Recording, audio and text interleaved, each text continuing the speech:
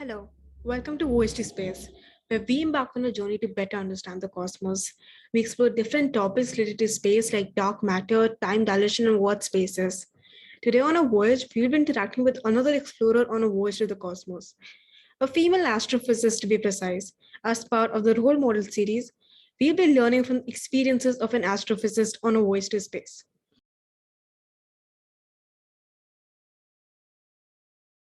Sarah is currently a third-year PhD candidate in astrophysics at Caltech, interested in both academic and industry trajectories. She has a bachelor's degree in mathematical physics from Brown University. Her research revolves around detecting and characterizing exoplanets.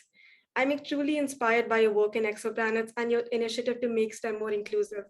The fact that you teach STEM topics to high school students and are so committed to making Caltech a more inclusive workspace is motivating to me. Thank you so much for being here today. Of So, course. Thank you so much for having me. great. So, first of all, how did you decide to become an astrophysicist? Do you remember a specific moment that made you realize this? Yeah, a couple of things. So I didn't always want to be an astrophysicist growing up. When I was really little, I wanted to be a veterinarian, and I always really liked animals. I was also really interested in dinosaurs and thought I wanted to be a paleontologist for a while. Um, and then all throughout middle school and high school, I wanted to be a musician. I played the cello, and I really loved playing the cello, and I always thought that that was what I would end up doing, was being a professional musician. Um, but my in the middle of high school, I decided that I didn't actually want to be a musician, that it sort of didn't leave enough room in my life for other things that I wanted to do. And so I was sort of adrift for a year or two. I wasn't sure exactly what I wanted to do. And at the time, I was taking a physics class, and I really liked it. I liked it a lot more than I expected to. I'd always really liked math growing up. That was one of my favorite subjects in school, but I didn't know that you could. I didn't know how to be a mathematician, and I found physics really inspiring. I liked that I could apply math to understand the world and the universe. Um, so I was sort of drawn to physics from the first class that I took in my junior year of high school. Um, and I was particularly interested in, we did a unit on gravitation and like planet orbits. And I thought that was really cool. I thought it was amazing that you could use math in particular to understand how planets were moving. And so that was the first time that I can remember being really excited about astronomy in particular and interested in trying to pursue it as a career. But at that point, I didn't know anyone that was a physicist other than my physics teacher, and I didn't really know how to become a physicist. So when I applied to college, I decided to apply to liberal arts colleges. So that was why I applied to Brown.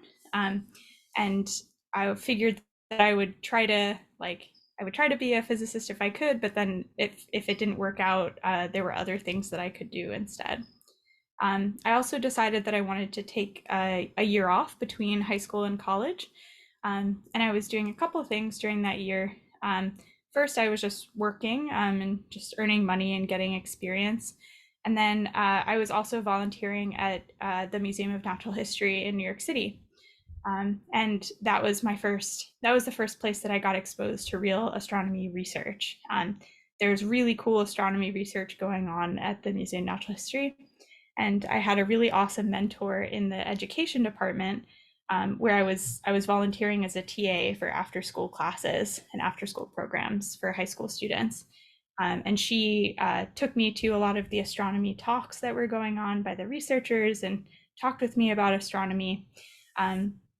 And that was where I met some of the people in the astronomy department. And eventually, after asking them, like, many times, I got to do a little bit of research right before I went to college. And I started off basically just like doing data entry, like, putting things in spreadsheets. But I was so excited at the time that like the things that I were entering into the spreadsheet were stars, and like it was really cool to just be in that environment and to get to ask questions to real astronomers and figure out what their lives were like. So by the time I got to college, I was was really fascinated by astronomy, and I really wanted to do astronomy research if I could. So I majored in physics and math in undergrad, and I did a lot of astronomy research programs and stuff over the summers, and that prepared me to apply to grad school to get a PhD in astronomy. So that's where I am now. Wow, that's really nice to hear. It's so amazing to hear about your journey and the spark that you have, the passion that you have. It's really nice. So, did you have any role models growing up? And if yes, then who were they? Yeah, definitely. A couple of different role models. So, uh, I think one of my first role models growing up was Jane Goodall, she worked on primate conservation and gorilla conservation. And I thought she was so cool. I thought, like, I loved the way that she sort of spoke out for gorillas who didn't have anyone to speak out for them. And I think I didn't recognize it at the time, but I think that was something that was sort of an idea that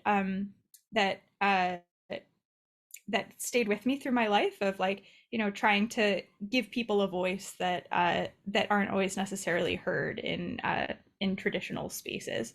So with gorillas, that's, obviously gorillas can't speak. So someone needs to speak for the gorillas. But I think in cases of people, it's not about speaking for people, but just giving people a platform where they can speak for themselves.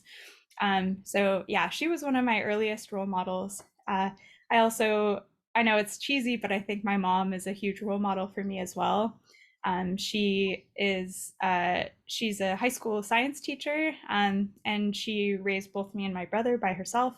And she always worked extremely hard, and still made time for us and loved us and wanted to make sure that she could teach us everything that she could. So a lot of the stuff that I learned about science, especially earlier in my life, was directly from her.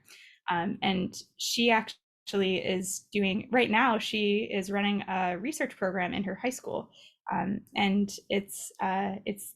she's built up this program basically from the ground. And she's got really successful high school students that have gone on to like science research competitions and stuff like that. So it's been really cool that she and I are sort of on this research journey at the same time, just sort of in parallel paths. So she's a really big role model for me as well. That's not cheesy at all. That's really inspirational. So, when you were in high school, what were the resources you used to learn more about your interest in physics and maths? Yeah, definitely. So I think the main thing that I used was just my teacher. Like, I had a really great physics teacher, especially my senior year of high school. And I really liked talking to him about physics, and I really liked the problem sets that he gave, the homeworks, and even taking the tests. I remember it was very interesting. I always felt like I learned something from taking his tests. So I feel like he was my main sort of resource and inspiration. Um, Earlier in my life, I had some other resources that I really liked to especially get me more interested in science and math in general, even before I knew that it was something that I wanted to do. In middle school, I had a really great experience doing something called the Science Olympiad, which is like a science competition type thing. And we weren't very good, but we had a lot of fun preparing. And I remember I learned about ecology a lot. I thought that was really interesting, learning about like natural environments and ecosystems. And I also spent a little bit of time learning about like forensics, and I thought that was really interesting too, like the chemistry of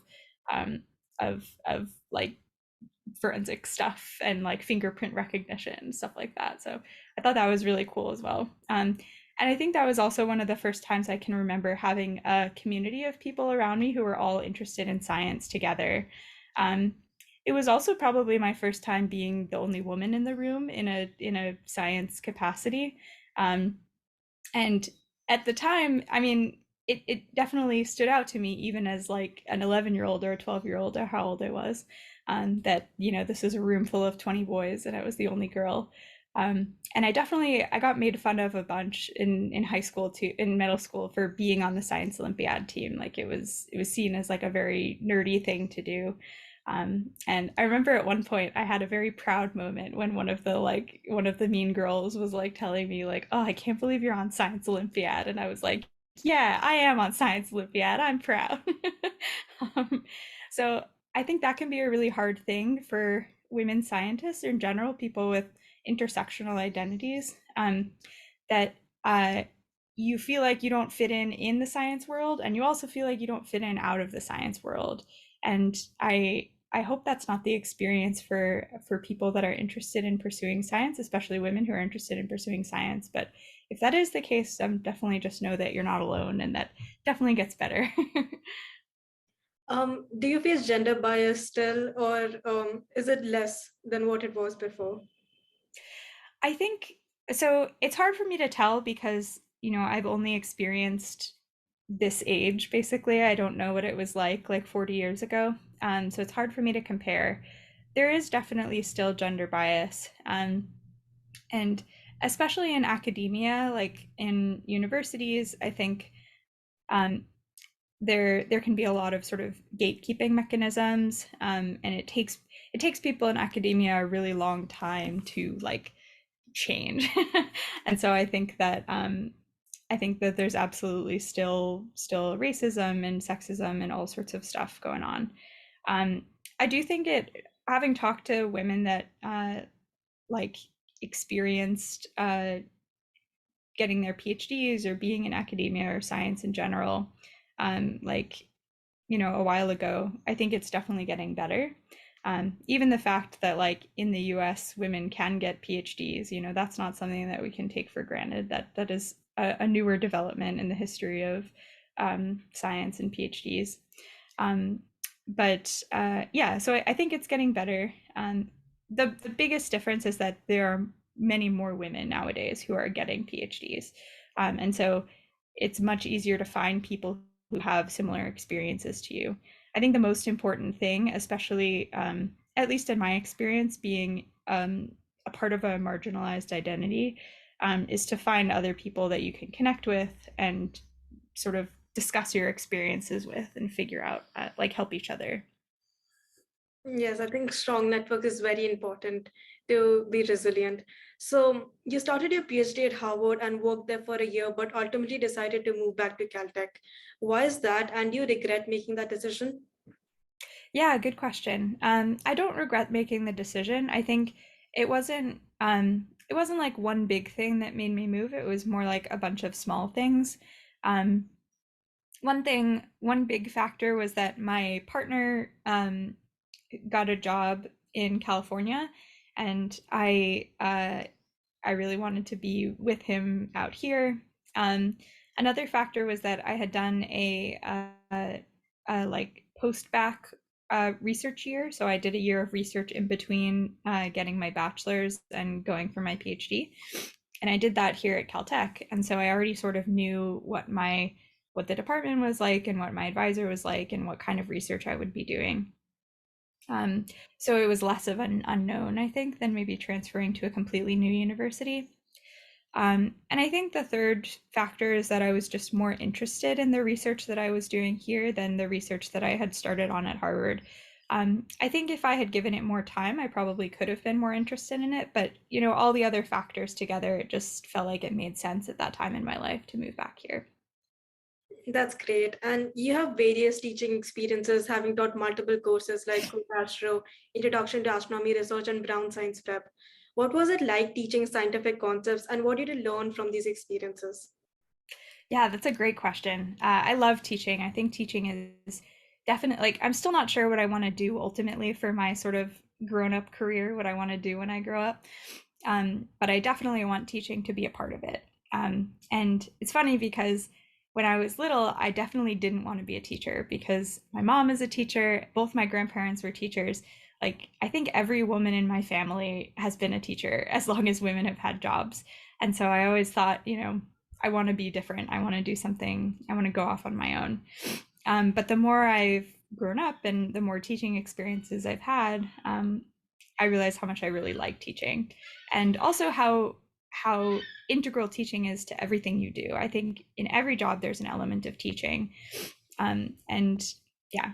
Okay, so that didn't really answer your question, but so yeah, my first big experience teaching scientific concepts was actually over my gap year between high school and college. So I was TAing for after school classes at the Museum of Natural History. So these were kind of like science enrichment classes. And I had a great time doing that. I think I I learned some of the things I learned about teaching in general, especially in my more early experiences, is the importance of like actual interaction with the students and going back and forth on concepts.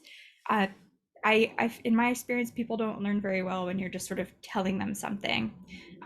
So I always try to, especially when I'm explaining scientific concepts to a room of people or even just to one person, to like ask them things as we're going and make it more of a conversation and sort of check in with them and go into more detail where they want more explanation, and then also just skip over things that they already know so that I can make the best use of their time. So I think that that's a really important part of teaching science. I think another thing that I've learned about from all of my teaching experiences is the importance of letting people get their hands dirty and do things themselves. They're in any sort of scientific job, you're never going to be passively receiving information. You're always going to be experimenting and trying things. And you need to have a really deep understanding of the concepts in order to do that. But you also can't wait until you deeply understand to start experimenting. So I always think it's really important to just jump in and start doing things and, fail a lot and make a lot of errors, but just learn as you go, because I think that's the best way to learn. So that's Did that answer your question? I sort of went on a circuitous path there. a good outlook. So when times get stressful, what do you think of that constantly pushes you to move forward and keep working? Yeah, that's a really good question. So I think I always try to go back to what I'm interested in and what like the questions I want to answer. So sometimes I get stressed by like external pressures or internal pressures. Like if I'm worried about publishing a paper or something, like I'll be like, oh, I really need to get this paper written by this date, or I need to do this because it's important to for this award or for this job that I'm applying for. And I think whenever I go back to like, first of all, I feel like I always do my best work when I'm just interested in what I'm doing and not when I'm doing it because I feel like I have to or because it's for something else. And second of all, it's just more fun that way. Like it's better to live my life, interested in what I'm doing rather than doing it just because I, feel like I have to. So I always try to go back and like sometimes that means cutting out projects that I'm not really passionate about or interested in. And sometimes that just means like trying to go back to the part of the project that I was really excited about. How important is coding in a job, and how do I, as a high school student, can start learning it from early on? Yeah, absolutely. So I think in my particular job, coding is super important. It's something that I do every single day. And yeah, it has a bearing on pretty much every part of research that I do. That's not true across the board. It's definitely becoming more and more important. Like I think more and more people in astronomy are using coding in their research, but that doesn't mean that if you don't like coding, there's no place in astronomy for you. There are definitely astronomers who don't code. And also it's something that I think a lot of people learn to like more over time. Like coding can be very frustrating when you're first starting it. And I like to joke that that's because computers do exactly what you tell them to do. So sometimes if I tell a person like, you know, do this, but I don't really know, like kind of do that, and want them to sort of feel what I mean. Like computers don't understand that. Computers need you to tell them exactly what you need to do. So I think that can make coding frustrating at first, but it's kind of like learning a new language, and over time it gets much, much easier, and eventually you get to be to the point where you're fluent, and it feels really natural to code in a particular language. So in terms of what high school students can do to learn coding, so nowadays there are a ton of really awesome resources online to learn to code. So you can go on to, there's I think a website called kaggle.com where you can learn to code. And I think some really good languages to learn from if you're learning to code for the first time are Racket's a really good one, Racket, and Python's also really good. So I think I suggest Racket first because Racket, the way that the language works is very similar to the way that computers actually interpret code. So I feel like learning Racket teaches you to think like a computer. Um, Python is Python is a lot more like English. It's a lot more removed from the way that computers actually interpret code. But it's very powerful, and especially for like science and data analysis, I think Python's a really good one to learn as well. So there's no right or wrong. Like, any type of coding you're interested in or want to do is totally valuable. Those are just sort of, I think if I were going back, those are the ones that I would want to learn first. That's really good Yeah, advice. yeah, if there's any language you want to learn, just Google like, free intro C++ tutorial or free intro Python tutorial, and there's lots of stuff out there that you can practice. Yes. And as a PhD candidate, what does a typical day look like for you? Yeah, good question. So one of the things I really like about getting a PhD is that every day is pretty different. So I can give you a couple examples of different days. So one type of day might be spent like reading a paper. Some days I'll spend a whole day just reading a paper in a lot of detail and trying to really understand it. Or some days I'll just spend part of the day doing that. Uh, a lot of days, probably most days, I will spend coding and trying to understand data or like pursue an idea.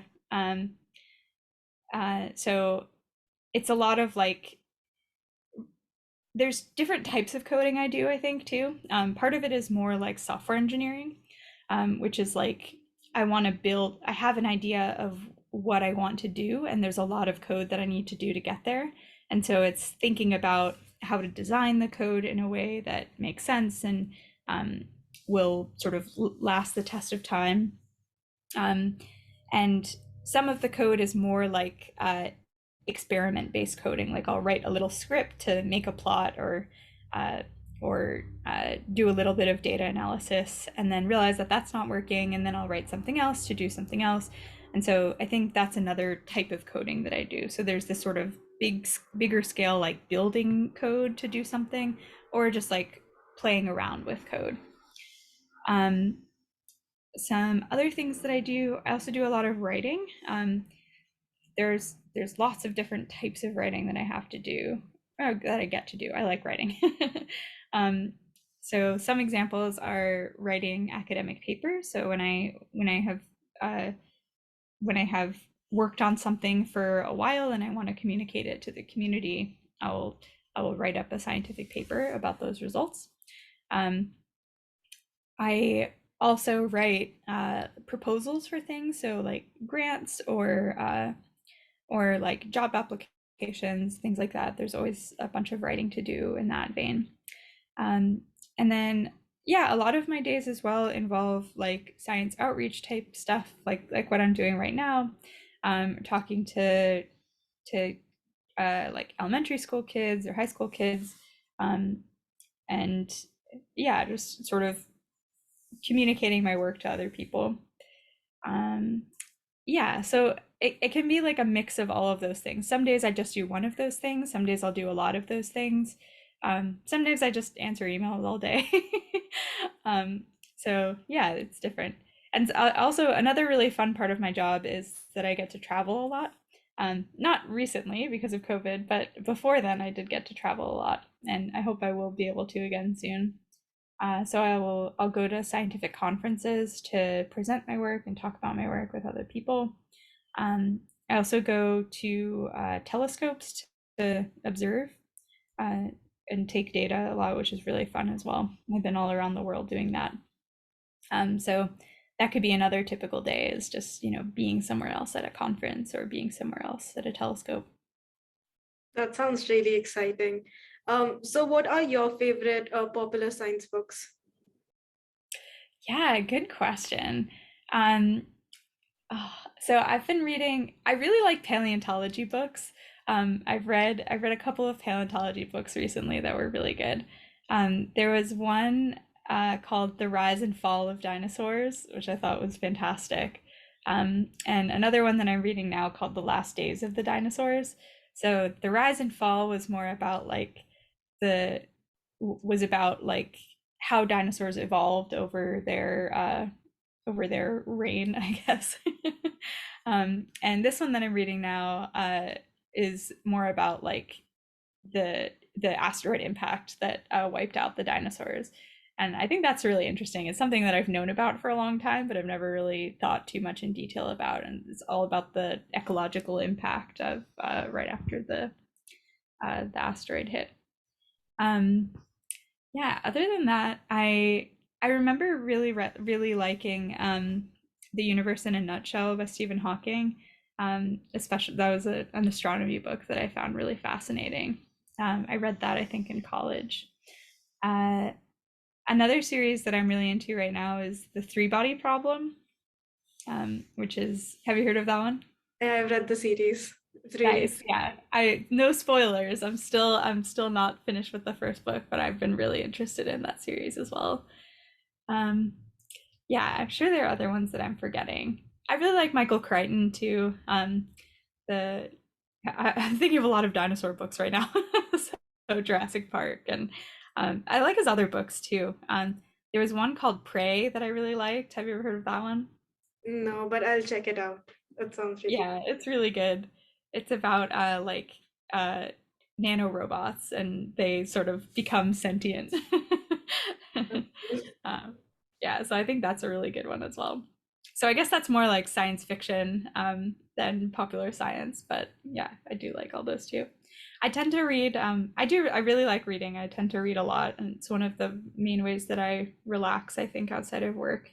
Um, and I really like, I usually tend to stick to fantasy or science fiction books. Those are my favorite, Those are really good book recommendations. Thank you.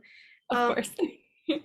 you were first exposed to scientific research during a gap year between high school and college. How do you think current high school students can gain insight into scientific research and work with other scientists? Yeah, absolutely. So I think one way that you can learn more about scientific research is just by reading popular science articles.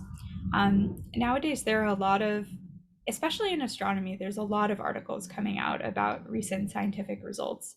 And they definitely vary in quality. Like some of them are really accurate and, are, are sort of the same things that the astronomers are excited about, and some of them are not as accurate. They're just sort of flashy headlines.